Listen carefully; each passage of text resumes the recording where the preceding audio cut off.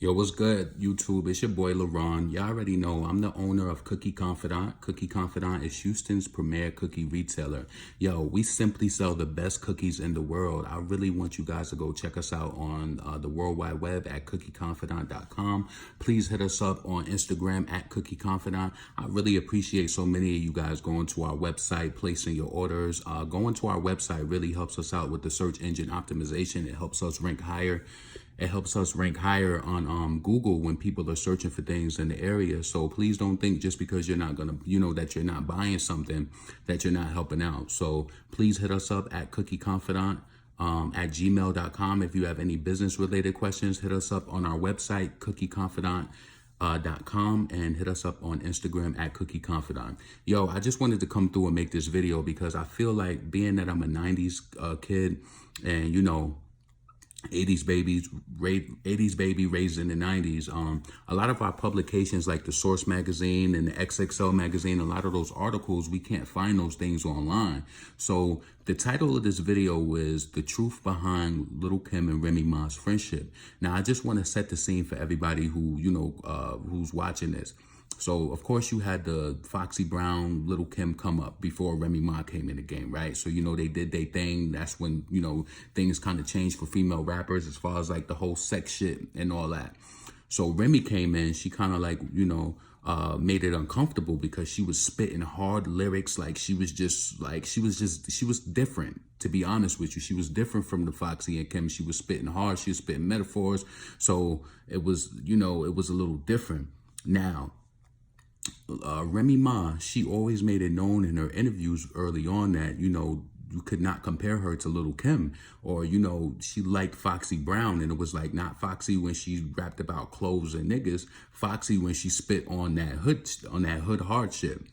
So I'm like, cool, all right. So I fucked with Remy because it was like Foxy was my favorite. For some reason, as a guy, I love Foxy Brown. I like that dark skin. I love that hard rap shit. Like it was just hard as fuck. So I thought that shit was sexy as hell. So boom. So if you ever notice, like, I don't know if you guys could go back and look into the days, but Remy used to be so subliminal to Little Kim. Like she always talked about people having ghostwriters and shit like that, but she was so subliminal. Like she just was. She made it uncomfortable. Like she would talk about all types of plastic surgery, have your plastic surgeon replash you up. This is my experience from a fan. I'm telling you, this is my experience as a fan. Me, Remy, Nikki, we're all the same age. This is me. This is what I grew up to. So don't tell me what the fuck I didn't experience and what the fuck wasn't being said on records. Remy was very competitive. I feel like she's changed a little bit because she's not like, she used to make it so uncomfortable. You drop your single on Friday, she's freestyling over that shit on Saturday, killing it. Like, so, right before Remy went to prison, her and Kim had beefed and all that. So I'm saying, look, that was years ago. So her and Kim was never cool. She just didn't, to be honest with you, Remy just did not like what Kim stood for. Remy just didn't like what Kim stood for. She was just, she didn't write lyrics. Remy was better. She really rapped. And that was just pretty much it. You know what I'm saying? She really did the shit. And Kim would get all these accolades and shit, but she wasn't really a rapper. And I wonder, like, I want somebody to interview Foxy Brown. I wonder what her experience was as a female rapper going through, because Kim makes it seem like she wanted it, she was all about love. I don't think Kim was intimidated by female rappers like Missy Elliott and like The Brat and other rappers because they wasn't a threat to her. But Foxy being from Brooklyn and really spitting that shit, and Foxy was the better rapper. I don't care what y'all niggas say. Go back, go through the catalog and go through the raps and all that. She was the better rapper. And she still is. Like, she's the better rapper.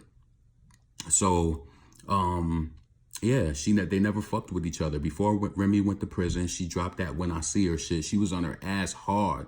Remy was on Kim ass hard. Kim dropped some weak ass freestyle once Remy got locked up. It was some dumb shit. But just off the fact Remy didn't fuck with her because she just didn't like what she stood for. Kim had got bigged up by this whole Biggie made me the queen shit.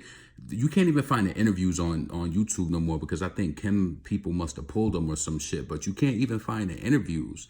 Like I fucked with Remy because of that, because I just felt like, where was Remy's turn? Like, even now in the industry, you see all that shit with Cardi getting radio play and shit like that. Where, when Melanin Magic dropped, where was the support for that record? How they played so many records that did not get the support. So I feel like Remy, you saying Kim she deserves her flowers and all that. She got honored so many different times before. Where is your honor, and where's Foxy Brown's honor? Kim already gets her flowers enough times. I think she's been on tour. They went on the Bad Boy reunion tour. Come on. Nah, I don't fuck with that. Like, I'm sorry. So I do feel like this, right? Back when Lil' Kim and Remy was beefing, it was this girl who came out and she was like saying that how she had this lesbian relationship with Remy. Fast forward how you think about if that shit happened now, it would be like, what? Who gives a fuck? Like, you know what I mean? Some lesbian shit. But people was really talking about it back then. And like, this girl just came out of nowhere. And I promise you, as a Remy fan back then, I said, Kim did that shit. Lil' Kim orchestrated that shit. I don't know if Remy ever thought about that shit, but to me, I felt like she orchestrated it. This is why I feel like, honestly, that friendship, I feel like it could be real now. It could be real because, you know, they've been friends. I don't feel like it's fake on Remy's end, because I feel like when Remy came home from prison, she tried to make right with Foxy. She was like, yo, this girl sent the pastor over and we wasn't even cool or whatever, but I don't think Foxy, I don't think she accepted it or whatever the case may be. But she tried to make it right. And I think that was just Remy being mature. So I feel like her trying to make it right with Kim and Foxy, I just felt like that was her maturing. But I don't feel like Kim is organically Remy's friend because of that. I feel like Kim knew that she was beefing with Nicki. So she's like, I can't have this bitch going against me with Nicki. Fuck no. No, it would never work. Remy and Nicki together? Nah. So she cut. With Kim knowing that Foxy's current situation with her hearing and all that, you know, she's probably not going to be 100% ever again. So she probably didn't give a fuck about that whole Remy, that whole Nicki and Foxy collaboration and shit, even though I thought Foxy did her thing. But yeah, where's the love for Remy and Foxy? Like, I feel like Kim, she gets enough flowers. She knows that she has that whole online fan base and shit like that. Them niggas show you love.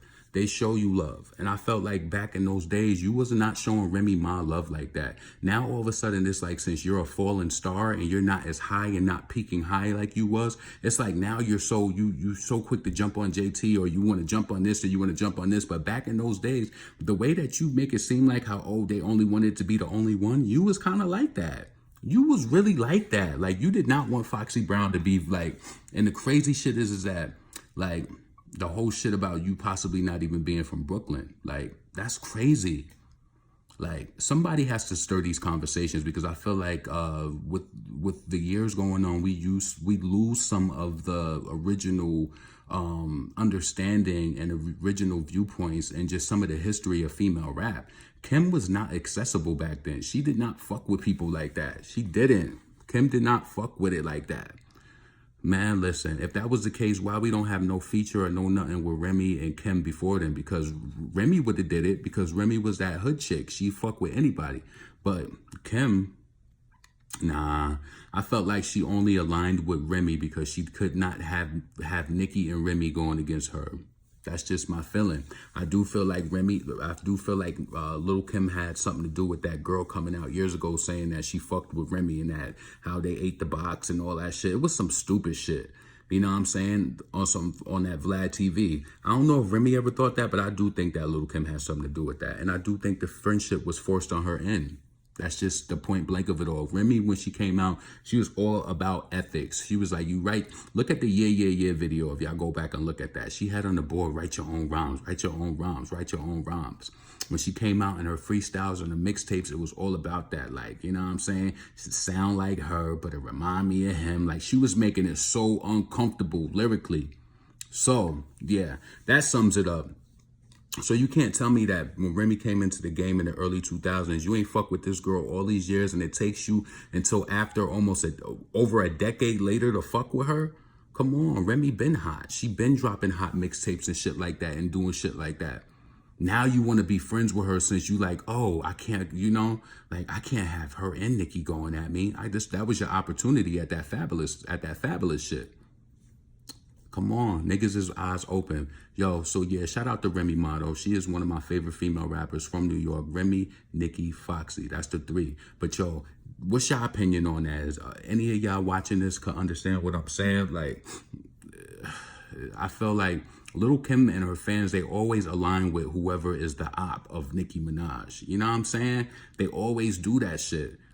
They always do that shit. But yo, I fuck with Remy hard. I can't wait for her new music to come out. I know that she's not going to disappoint me. She's real to her sound. And I know like a lot of people say Foxy lost her hearing and all that, but I feel like she's another artist. She's another artist that's true to her sound too. Yeah. There's certain artists, they just got it. You know what I'm saying? They just got it. So, yeah. My name is LaRon. I'm the owner of Cookie Confidant. Please check us out on the website, cookieconfidant.com. Check us out on Instagram at Cookie Confidant. And yeah, just stay on the lookout, man. We about to be opening up our location, hopefully in the near future. Just trying to keep pushing. And I really appreciate y'all support. What are your thoughts on that, though? What are your thoughts as far as like this relationship? You know what I'm saying? If you one of those old school fans who remember, Kim wasn't accessible. She was on that Hollywood shit. I hate that when Remy and fucking Foxy started beefing. It was right after that Fight Club shit, because it was like Remy was so on fire in the streets. It was like, then there was rumor that Foxy wanted to battle Remy, and it was like they had exchanged words at some party, and then their whole relationship just went down. It was so fucking dumb. It was so dumb, man, because they was two of the fucking hardest from New York. But yo, this is LaRon, Cookie Confidant. Drop your thoughts below, and I'm out of this motherfucker.